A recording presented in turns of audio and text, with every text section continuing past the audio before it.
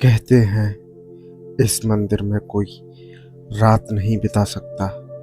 अगर कोई रात में इस मंदिर में गया तो वह सुबह कभी लौट कर नहीं आया। आखिर इस बात में कितनी सच्चाई है, ये हमें वीडियो के आखिर में पता चलेगा, तो बने रहिए वीडियो में लास्ट तक। जय श्री राम दोस्तों, स्वागत है आपको एक नई वीडियो में। तो मैं आज आपको लेके आ गया हूँ मुरैना जिले के मितावली गांव में, और यहाँ प्राचीन समय की जो तंत्र मंत्र की शिक्षा दी जाती थी उस जगह आपको दिखाएंगे। तो चलिए चलते हैं ऊपर, आपको दिखाते हैं सब कुछ। तो जैसे ही आप नीचे से जब गेट के अंदर आओगे, थोड़ी ऊंचाई पर चढ़ने के बाद आपको सीढ़ियाँ मिल जाएंगी। ये मंदिर बिल्कुल गोलाई में बना हुआ है, गोलाकार, जैसा कि 64 योगिनी मंदिर और भी हैं उनके जैसा ही इसकी बनावट है। और इसको यहाँ के लोकल जो लोग हैं उसको 7100 महादेव मंदिर के नाम से भी बोलते हैं। और इसका निर्माण महाराजा देवपाल द्वारा 1323 ईस्वी में कराया गया था। और आपको एक और बात बताऊं, मंदिर की पहाड़ी की तलहटी में भारी भरकम आभूषणों युक्त आदम कद कुषाण कालीन पाषाण प्रतिमाएं प्राप्त हुई थीं, जो वर्तमान में पुरातत्व संग्रहालय ग्वालियर किला ग्वालियर में रखी हुई हैं। अब चलिए आपको हम मंदिर के अंदर ले चलते हैं।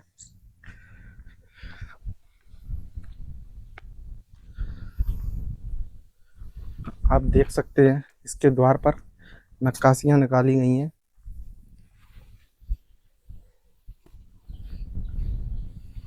आइए,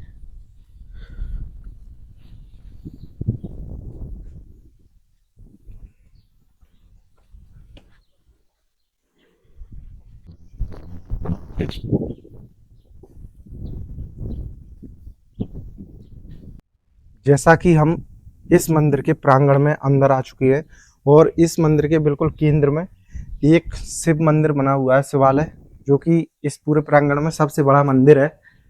और जब इसके अंदर हम आते हैं तो इसके अंदर आपको एक परिक्रमा दिख जाएगी।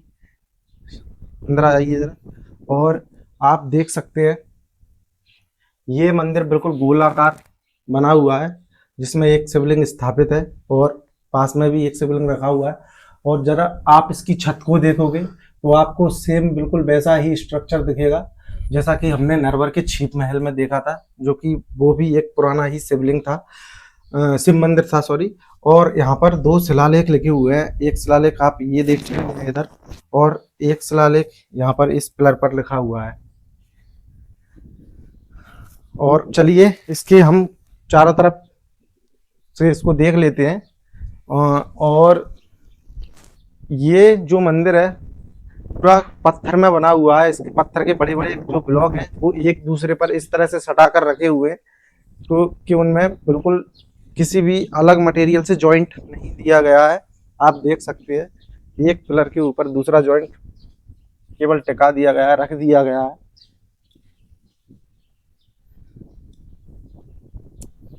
और इसके हर पिलर पर एक जैसा ही डिजाइन बना हुआ है, आप देख सकते हैं।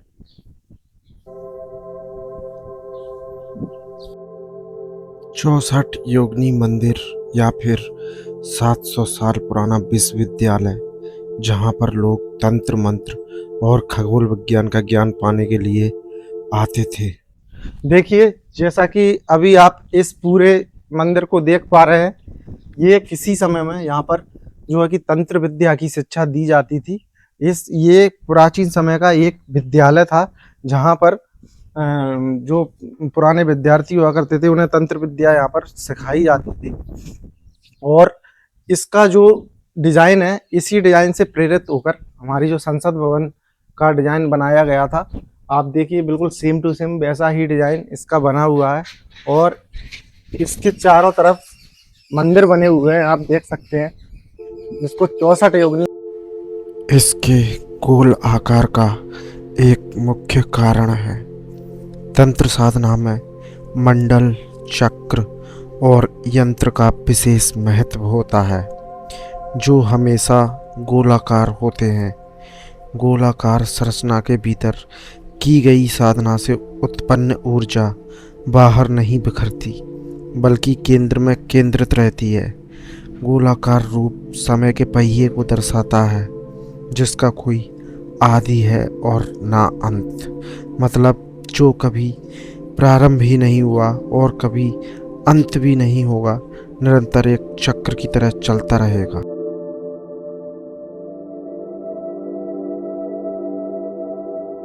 देखिए, अब इसके चारों तरफ इस प्रकार के 64 मंदिर बने हुए हैं, जिसमें 64 योगिनी विराजमान थी, यानी 64 माताओं के मंदिर थे ये। अभी तो इनमें शिवलिंग स्थापित कर दिए गए हैं, आप देख सकते हैं हर एक मंदिर में शिवलिंग स्थापित है और कोई कोई मंदिर में नहीं है। तो यहाँ पर उन 64 योगिनी माताओं की पूजा की जाती थी, और बीच में आपको अभी हमने बताया जो शिवालय बना हुआ है, और यहाँ पर जो तंत्र मंत्र की विद्या में जो देवी देवताओं की आवश्यकता पड़ती है, वो सभी देवी देवता यहाँ पर विराजमान थे।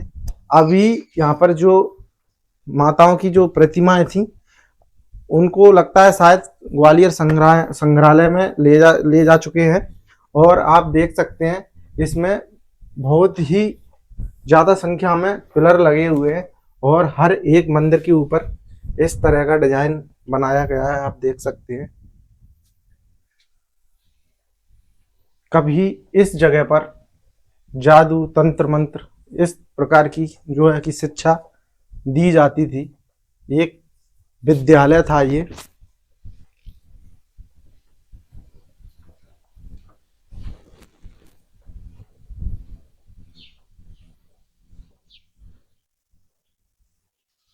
करीब इस छत की करीब 6 फुट की ऊंचाई है, आप देख सकते हैं।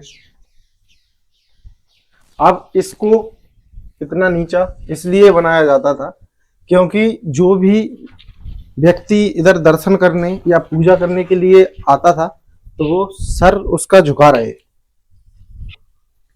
और जैसा कि मैं आपको बता रहा हूँ इसकी 6 फीट ऊंचाई है, लेकिन मेरे से इस छत की ऊंचाई थोड़ी आपको ज्यादा दिख रही होगी। ऐसा इसलिए है क्योंकि ये मंदिर करीब 1000 साल पुराना है। जो इसका इतिहास पता है, 1000 साल पुराना इतिहास इसका मालूम है। तो आज से करीब 1000 साल पहले इंसान की जो ऊंचाई थी, वो आज नॉर्मल जो सामान्य इंसान की ऊंचाई होती है उससे ज्यादा होती थी। इसलिए जो प्राचीन इंसान हुआ करते थे वो असामान्य हुआ करते थे, उनकी ऊंचाई कुछ ज्यादा होती है, साधारण हुआ करते थे। और आप इसकी छत को देखिए, इसकी छत पे बिल्कुल पानी निकलने के लिए जगह बनाई गई है, और जैसा कि आप देख पा रहे होंगे केवल पत्थर के ब्लॉक के ऊपर दूसरा पत्थर रखा हुआ है, बीच में किसी भी प्रकार के चूना या किसी भी प्रकार की सामग्री का इस्तेमाल नहीं किया गया है। और एक और बात, यहाँ पर बीच बीच में किसी किसी पिलर पर नक्काशीदार पिलर लगे हुए, जैसा कि हम पीछे अभी छोड़ के आ चुके हैं, आपको दिख रहे होंगे 2 पिलर वो दिख रहे होंगे 2 पिलर वो। और आ जाइए आपको आगे की तरफ दिखाते हैं। यहाँ पर जैसा कि मैंने पहले बता चुका हूँ, हर मंदिर पर एक ही प्रकार का डिजाइन बना हुआ है। अब जैसा कि हम मंदिर के आ चुके हैं बाहर, और इस मंदिर के सामने एक और छोटा सा कुछ आकृतिनुमा बना हुआ है। चलिए चल के देखते हैं इसको कि ये है क्या।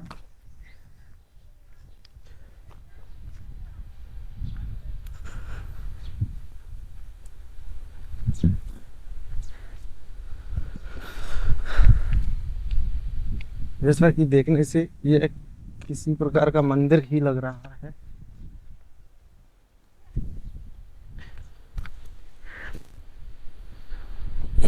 देखिए, है तो ये मंदिर ही, क्योंकि चरण यहाँ पर स्थापित है, और इस मंदिर के ऊपर भी बड़ी प्यारी नक्काशी आप देख सकते हैं चारों तरफ से।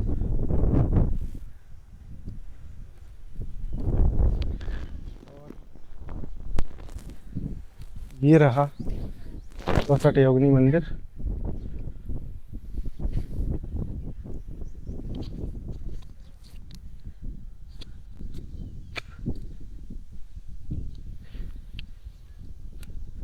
जो कि एक पहाड़ी पर बना हुआ है।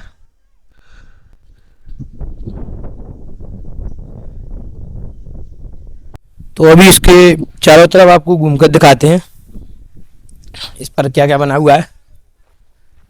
और देख सकते हो इसमें ये नक्काशियां बनी हुई हैं जो कि किसी की मूर्त बनी हुई है, और यह पूरे बड़े बड़े पत्थरों से बना हुआ है। इसमें कभी कुछ भी लोहा मोहा का प्रयोग नहीं किया गया है।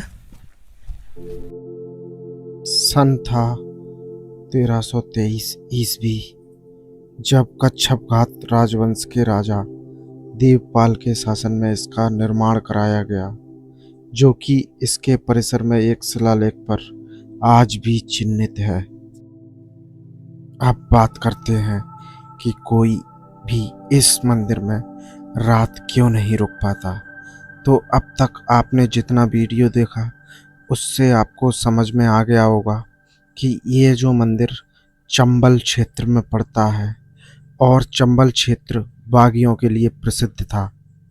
तो जो बागी हुआ करते थे वह रात में इन मंदिरों को अपना ठिकाना बनाया करते थे, इसलिए उस समय में उन लोगों को इन मंदिरों में रात में जाने से मना किया जाता था।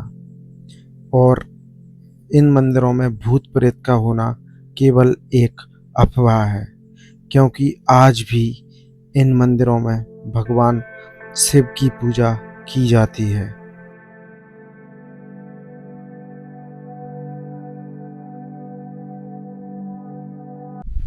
तो कैसा लगा आपको हमारा आज का ये वीडियो?